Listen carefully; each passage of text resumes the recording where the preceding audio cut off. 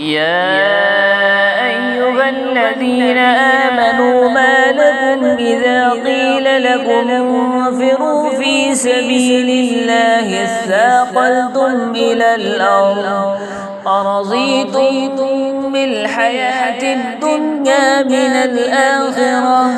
فما متاع الحياة الدنيا في الآخرة إلا قليل إلا تنفروا يعذبكم عذابا أليما ويستبدل قوما غيركم ولا تضروه شيئا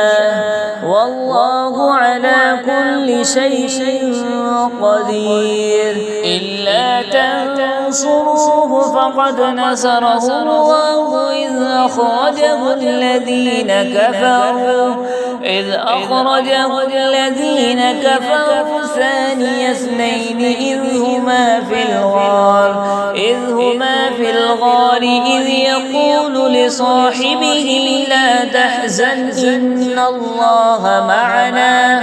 فأنزل الله سكينته عليه وأيده بجنود لم تروها وجعل كلمة الذين كفروا السفلى وكلمة الله هي العليا والله عزيز حكيم. انفروا خفافا وثقالا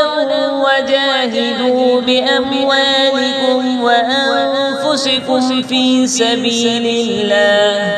ذلكم خير لكم إن كنتم تعلمون. لو كان عرضا قريبا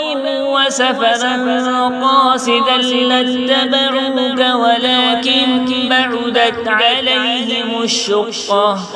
وسيحلفون بالله لو استطعنا لخرجنا معكم يهلكون أنفسهم والله يعلم